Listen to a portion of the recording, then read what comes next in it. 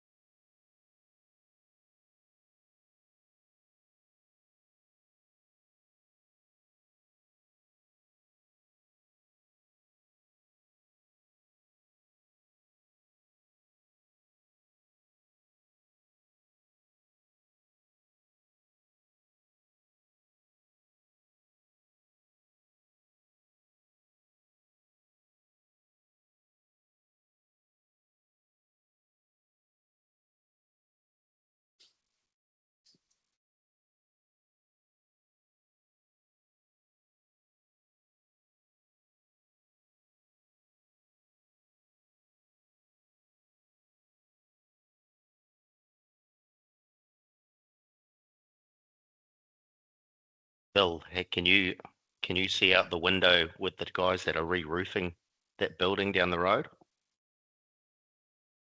They're furiously trying to put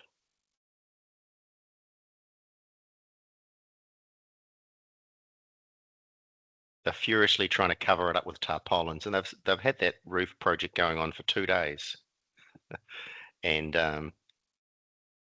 Yeah, I could yeah, do with those tarpaulins on my roof right now. it's could get a bit exciting. You got a few little leaks in your roof, mate. That's how I hurt my back. Well, that's where it all started, I think. I'll share a product with you after the meeting that I've used, and I find it really good. For roofs or backs? For roofs, I can't fix backs. Yeah, there's still about 4 minutes left before we start. Everyone, thanks for joining. Session will be recorded, and look forward to starting when we have when time arrives.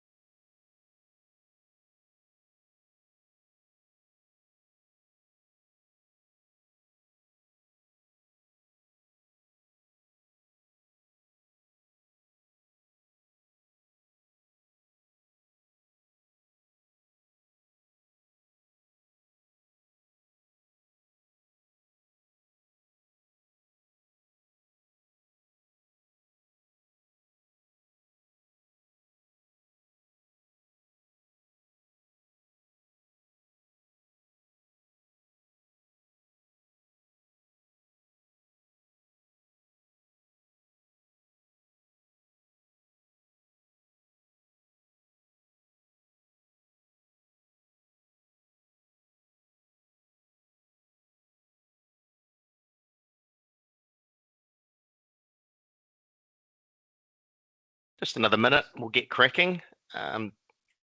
Just for a little bit of housekeeping, microphones are muted, so if you have any questions, please ask in the chat.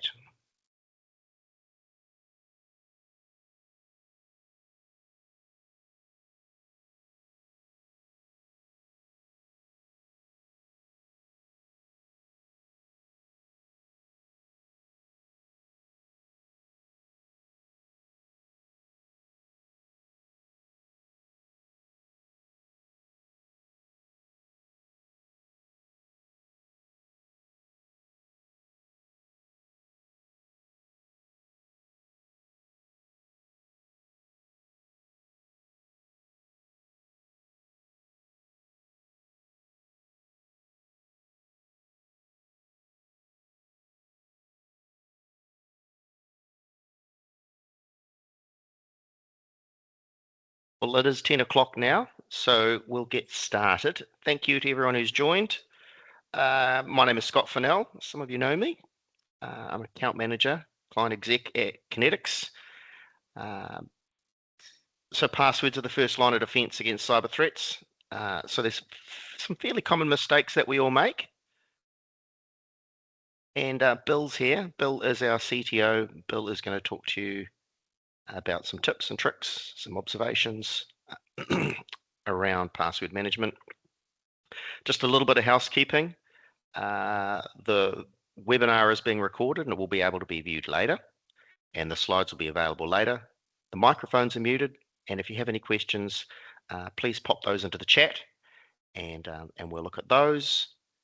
Yeah, and we'll get started. Thank you very much, Bill, for presenting. Thank you, Scott. Okay, look, and thank you everyone for joining. I know in a way passwords is a old topic, a common topic. Hopefully I'm going to bring some extra value to this and give you another way to think about what takes place with passwords. First of all, why are they important? Well, they are actually the most common line of defense when it comes to an online login. They are your digital key, unlocking access to both your personal and professional persona. If you ask anyone how many passwords they have, and there's a challenge for you right now, just think about how many you have in your life. You're probably wrong. I know, for example, that I have at least 197, and that's because I have a password manager and I can see them in there. But over the years, I would have signed up for how many other accounts that I've long since forgotten about that have passwords out there. So with so many logins for both it's no great surprise that our private and business lives sort of become a little bit intermingled with these. An obvious example of that would be LinkedIn. You know, that is, my LinkedIn is my profile. In a way, it's not. No, I was already at Kinetics when LinkedIn came along. But it's also a business contact. And there's lots of other examples where we find ourselves communicating with our workmates sometimes through social media because we meet each other on social media. They do get all mixed up. So it's no great surprise that poor password hygiene is implicated in, according to some surveys, about 81% of all the breaches that are out there. Now, before we move forward, you're probably going to say, what about passwordless login, Bill? And yes, it is coming. But remember, nothing is unhackable. And with myself and 197 logins, it's going to take a long time for all those suppliers of services that I consume to actually get around to moving to a passwordless login. So good practices are important. Okay, so the first problem that we get the first issue with passwords, I guess, is that actually we get asked for them. You know, how many times do you find yourself signing up for something, a new service or a new account, and typically we're really focused on the outcome we're trying to achieve, you know, and then all of a sudden they go, you need a password. I mean, somehow it always comes as a surprise. So it's, you could be in a hurry. Maybe I think I only need to use this once. This is a last minute cake order delivery because I forgot to organize something. Or perhaps I'm just going to test this thing, so I probably won't use it. I'm only going to try it once. I just want to see what it's like. So we cope. We go for a simple password, and I will change it later. Right? Later never comes. Now, 33% of passwords, according to some statistics, contain a pet's name. 24% of people will have used a common password. Now, if you go and Google or Copilot or ChatGPT, the 10 most common passwords, actually, you could go to probably 50 most common passwords and go down them, and you will see passwords that you recognize. Because unfortunately, in the first 10, you get things like 1, 2, 3, 4, 5, 6, and then 1, 2, 3, 4, 5, 6, 7, 8. Right? It takes a while to get down to stuff that people used to think was really smart. Like, for example, gosh, I remember back in my naive days before the internet was really there, I'll use WordPass. So we're told to use passphrases. Let's make it longer. And actually that does help. A 12-character password, 62 trillion times longer to hack than a 6-character. How long does that actually take? Well, AI, computer power, these things are getting smarter all the time. But that's our first trap, is we use a simple password because this is not an important account. Cakes R Us is not going to damage me in any way. All right? Or I may never use this again. So I'm going to use that simple password.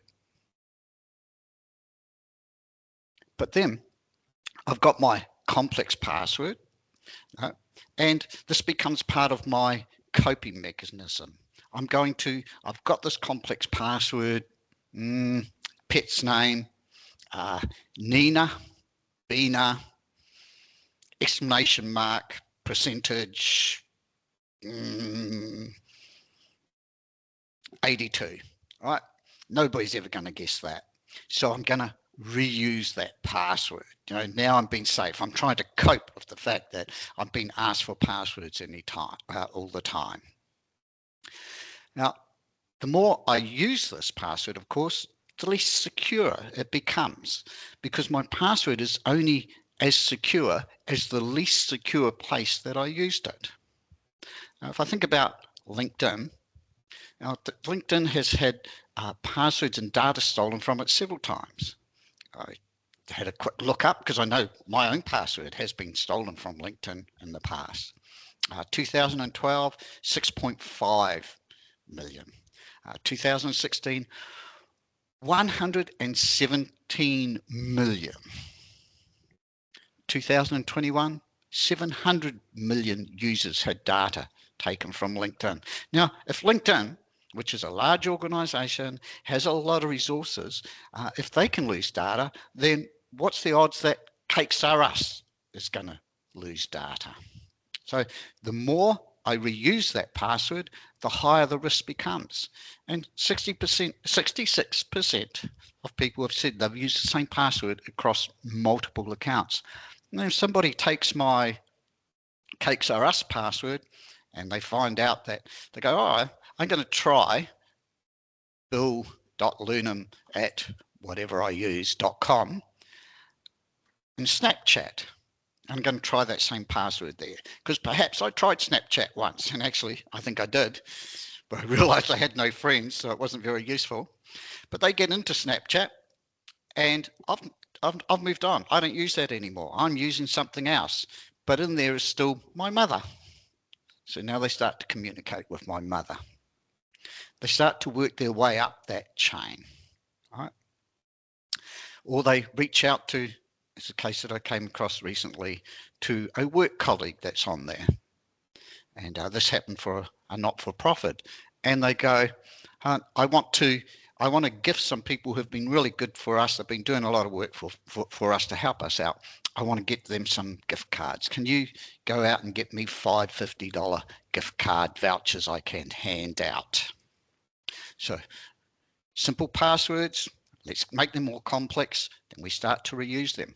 And we're doing this simply because we have to cope with so many passwords. Now that sort of takes us to phishing. How do hackers actually get passwords? Well, as I've said already, there's poor site security. I'm using passwords 197 places. How good are they all? Then they guess them as well. That's not uncommon. They sell them, of course, and we tell them. That's phishing. Phishing, I will say that if you go and Google the things to look out for phishing, I have reorganized the most common ones that you get, because for me, I think a key one is always the language. And the first 3 of these very much are about language. Are they trying to generate a sense of urgency? Does the language actually make sense? Now, AI is making this a lot better, but nevertheless, often with AI, the text has gone through a language or a conversion. So there's still some clues there that perhaps it isn't quite reading or sounding the way that we would expect something to look. Generic greetings can also play a big part in that. Check your sender's address. Okay, that's just such a common one. It amazes me the number of phishing emails that still haven't learnt to mask the address very well when you look at it. Okay, inspect links before clicking. Now you can see down the bottom a couple of examples here on this slides. Something that's come from something or other .homes. Most of us are homeowners, right? We were talking about leaky roofs just before this started. You're going to go homes. God, I go to homes all the time. The one above, Microsoft Events. Okay, it's not really Microsoft that sent it to me. And unexpected attachments can be a clue of phishing. And look, anybody that's asking for sensitive information, verify the request. And these days, be aware, just because it's got an NZ phone number does not mean it is safe. That does not mean it's actually coming from New Zealand. Now, I'm going to try a quick demo of something. And we all know that demos always go wrong. So I'm just going to show you, for those of you who aren't on our Care product, Care Foundation. So we provide in Care Foundation a web browser snap-in that uses a bunch of AI intelligence to try and identify when a link is bad, when you've been taken to a bad website. Now, I was hoping to show an example of it blocking a fake Microsoft login, but the website that I had has been taken down. So I am actually going to go to another website and just show you. So this one redirects, and here you go. This happens live. It happens every time you log in. It's because of this little guy showing up here. And this is warning me that this is a bad website. Can give me a little bit of detail about what's happening with it, that I've been redirected. And if I want, I can actually go and launch this website in safe isolation away from my machine. If it was a fake Microsoft login, it actually wouldn't, it would grey the whole thing out. It wouldn't let me access that. Now, this comes with our Care Foundation, and it works in your Chrome browser and your Edge browser, and I think Firefox and a few others as well. Okay, so a very good tool for those links, which after all could come in these days through an email, through a private email. They could be text to you. They could in any number of ways. My mouse clicking. Right. So with all these passwords, we also sometimes have this problem that we have to share our passwords. Are you going to go, what would be an example of that? The one that I always think of is, I think this might have changed, but we have company hop cards, for example, getting on the train. But the hop only allows our admin department one login, so they have to share. So one of the problems that we have is, how do we share passwords and what do we do there? And the solution for this, I'm going to come to in the end, because it was actually the fifth thing that turned up when almost every time I Googled what are the 5 common mistakes. But it's a problem that we all face. I will say that the moment you share a password, you lose control. I will, sorry, just getting a bit croaky. Once you share a password, you lose control of it. I think make sure if you do have to hand a password out, that you at least are going to diarize to go and change it. I was last year involved with a fairly large New Zealand company, does international business, offices in a number of companies. They were having a dispute with their CTO about some stuff that happened, and their CTO, who was responsible for their internal security, says, but that wasn't me. I have told my password to multiple people within this organization. So once you share it, it can be shared with somebody else. At least if you are forced to do that and you don't have a control mechanism, at least diarize to go and change it. And don't have admin rights on your login accounts. Always use a separate account. Which takes us to insecure storage. So I'm going to tell you that if you ever have somebody get remote access to your PC or your network, even if they're not physically on, they've managed to run a script in your browser. Their scripts are incredibly smart. They are incredibly quick. They will find any passwords anywhere in the blink of an eye. It just happens so quick. They are found and they are gone, right? With so many passwords though, 197 coping mechanisms. People will have that document that they've put somewhere. I know of somebody who, although they have, for the fifth, I might save that one for the next slide. So I do watch people new to organizations. They'll go and they're given their password, here, log in, they write it on a sticky note. Change, if somebody else knows your password, change it straight away. People do still save passwords in documents, right? A lot of people don't even understand how many passwords they have because they're letting their web browser save their password. So, oh, Bill, I only have one login. Well, let's go to this website. It doesn't even log them in because they just go straight in. It doesn't prompt them. They've saved it into their web browser. Your web browser is not a secure storage of passwords.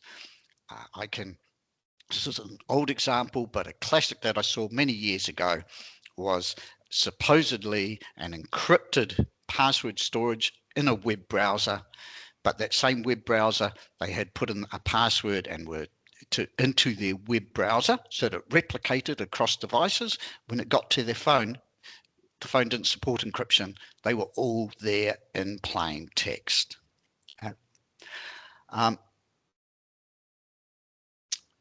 I will say we have here a product we call our Vigilance product, which is a 24/7, sometimes called an MDR or a SOC service, so security guys that are watching all the things that take place. It uses this search for passwords as a way to identify hackers. Everywhere that we put our vigilance, it puts a honeypot, so on every one of my devices, there's a folder, and in there is a document that supposedly is the sort of thing that looks like it would have passwords in it, and it sets off an alert every time anybody tries to access it. So I'm using simple passwords. I'm reusing passwords. I'm sharing passwords. I'm saving passwords in documents because I'm trying to cope. And that gets me to the fifth mistake that people make. And I'll apologize because this is going to sound like I'm doing a sales pitch. But go out and search what are the common password mistakes people make, and it'll tell you that this is one of them. Not using a password manager. Now, our critical controls in New Zealand even says you should use and supply a password manager. That's why I know I have 197 passwords. Took a lot of effort to get my passwords in there, but they are in there now. I can change them easily because my password manager includes a password generator. I know that those passwords are safe, they are encrypted. I know that I can share a password, and if I go back to the hop example I was talking about before, our admin team have to use this. They have a place where they have a shared password they can all see because they all have to log into the hop account.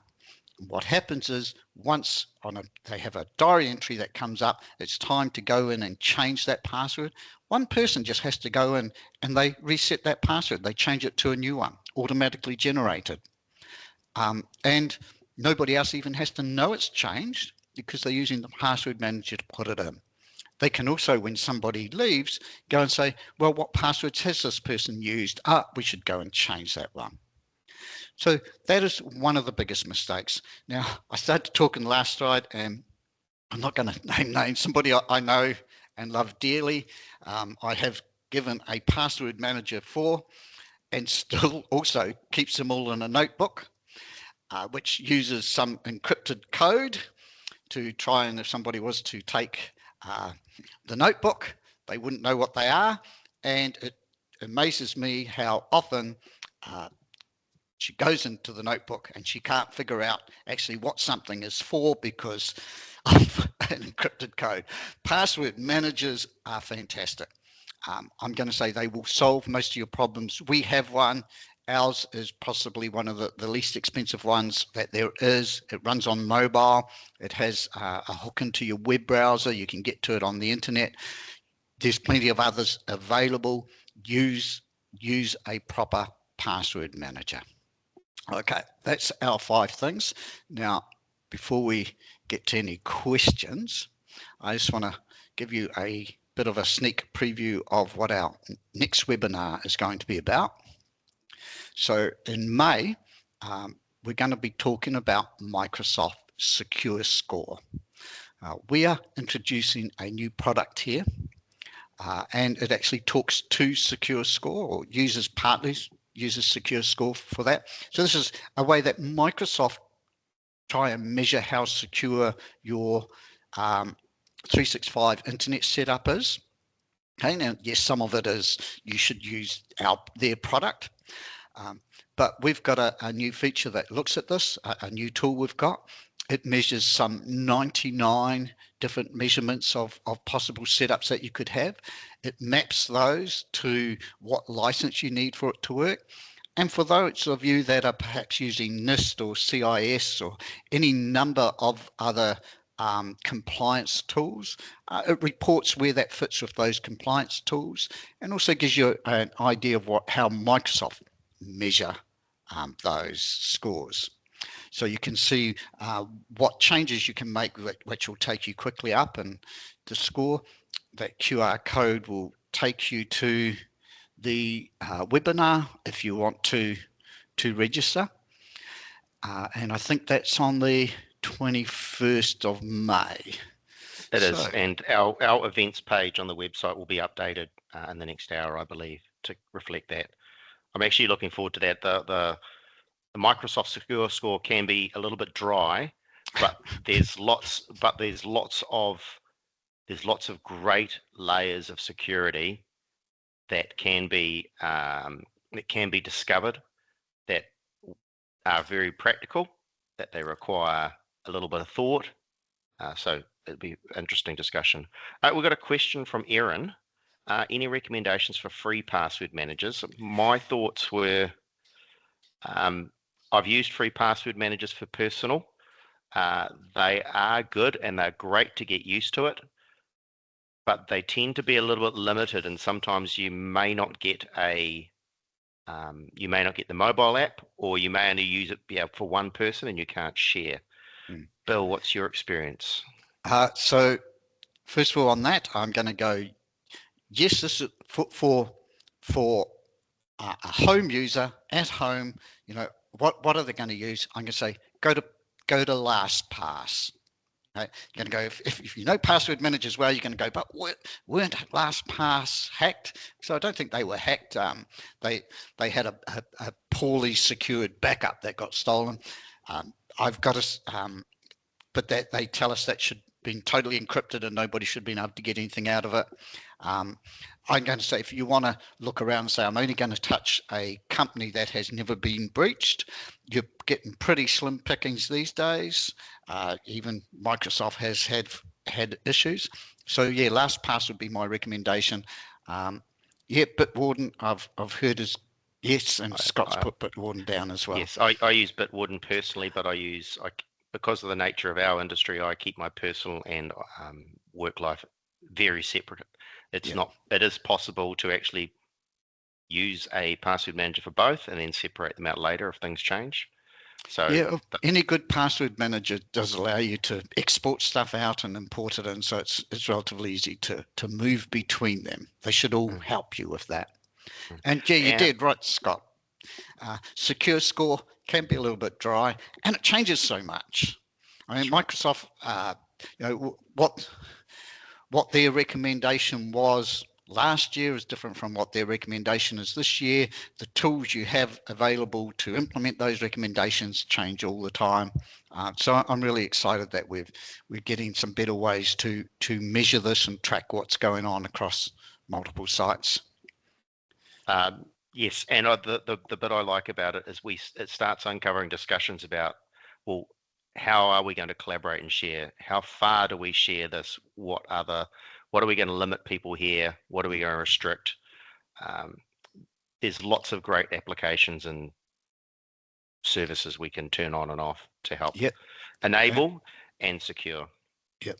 And for paid versions of for a business, which ones do you recommend? Oh, look, in the end, we supply one. We call it the Care Password Vault.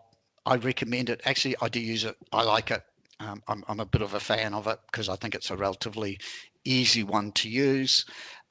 But within a company, I think the key is actually do have something. If you're not providing people with a tool, they are coping. And you can't blame them for using simple passwords, reusing passwords. They are just inundated. I think, my example that everywhere you go, everything you try to do, you are being asked for a password, and yet we all go, oh, password, gosh. It always comes as a surprise. It's no wonder that people fall into the trap of, I'll save this here and I'll do that there. If you're doing it for a business, what you want to do is you want to make sure that it gives the user their own private place to have passwords that nobody else in the company can access, because it's really good if they start to use it also for their personal passwords, because that I said that hack of their Snapchat could be the way that somebody gets a password or gets to start to talk to the accounts person they're friends with within the company, and that whole chain kicks off. Absolutely. You want that they should be able to export their passwords out if they're going to use it for their personal stuff when they leave. You should have a place that you can manage where you can share passwords between people. So you can have that shared, or the ability to say, I am temporarily giving you this password. So there's two different sorts of sharing. The one where I have a group of people who need to reuse that one password all the time, and the one where, I do need you to have access this to something for a short period of time. So I'm sharing this with you. You have access to it for 7 days. At the end of that, I'm going to change it. Now, I will say, when it comes to security, people will go, you need to do this, or you need this information once a month. Therefore, I'm going to give you an account and an access that allows you to also change things, etc. Whereas perhaps the actual solution is, therefore, once a month, somebody who does have access will get you that information. Sharing a password can be the easy way, or giving somebody an account can be the easy way to solve a problem, but is it really a problem that needs to be solved that way? Absolutely. We may have a question from Andy. You've got your hand up, Andy. Oh, thank you. Yeah, we'll look fine in a moment. And Bill, thank you. Yeah, you answered most of those questions, but so he was asking, so he's got a mixture of company phones and personal phones. They're both using many of the personal phones because they're outside all the time. And they got, obviously they look at Trade Me and a few other accounts. You mentioned about exporting. So you wanted to say, once the person leaves, do they still get access to their passwords that they had personally on their corporate account? So with a business password manager, right, you control the access to the password manager. So when somebody leaves, you disable access, right? For example, if you know, God forbid, say you were leaving, Andrew, you know, you've got our password manager, and I'm hoping that you have that on your mobile phone as well. When you leave, we will disable access to it. So even your personal ones in there, you won't have access anymore. But you have that ability to export those out before you do leave. Yeah. So part of the offboarding process would be what company information do you need to retain, or if you're using the app, you would add that to the offboarding discussion. Yeah, cool. And then they're talking about a couple of them have actually got password managers already, and they're a bit concerned about putting their own password stuff into that. So is that what you're saying? They probably can't hear. Yeah. Okay. Yeah, we got the gist of it. I think I think we'll go down that corporate route instead. Yeah. People do. They go, oh, if I put my stuff in here, then you got access to it. Well, actually, when you're leaving, so in my personal vault within our corporate password manager, I have created a folder, personal, and that's where I put all my personal stuff. I will export all that out when I leave, and then I will remove it all. So I can manage that. You know, if people are going, oh, but I don't really trust my employer, actually, yeah, there's a different problem there. I would say you don't trust your employer, but you trust Google, and you save it in your, or you trust a document that you're sticking on a phone that somebody could pick up and walk away with. Maybe need to think about what trust really means. One comment from Erin too. Erin is in the legal space and has a security lawyer who said maybe the days of keeping a notebook with coded passwords might make a comeback, as it's handwritten, and someone can't steal. Hackers offshore can't steal your notebook. I'm paraphrasing here, very old school. There's an element of truth, I guess, to that in terms of, well, an element where that will really resonate with people when they feel that they don't trust things on the digital landscape. But if you have good digital habits, you should be able to manage them securely. That's right. And I'm going to say, really, a notebook is secure? Can you tell me who's looked in your notebook? Can you give me a log of who looked in your notebook? Is your notebook kept in a safe? Do you carry that with you in a bag when you when you travel, so that you've got it when you travel? I've been there. I've been through the logic of it. I think that, once again, with having a password manager, you could, if my password manager was breached, the first thing I'd be able to say is this: I have a list of what was in there. I can tell what was seen, what was viewed, what has happened to it. So therefore I can make choices and do something. Absolutely. Perhaps that person will also be buying themselves a typewriter and faxing around their legal documents. I'm sure that's actually, I came across somebody the other day that still has a fax machine. Interesting. Well, I think we've hit our time. So thank you very much, Bill, for presenting. Always value your input. And thank you to everyone who attended. Thanks for joining. Hope you found that insightful. If you have any questions around password management, security, and all those sorts of things that Bill's been talking about, myself or Andy or someone in the Kinetics team would be more than happy to have a chat. So reach out and look forward to the May Secure Score webinar next month. And look, if I got to say a takeaway from this, don't leave it to chance. Please do something. Empower your staff, give them a tool, and encourage them to use it. Thank you all. Thank you.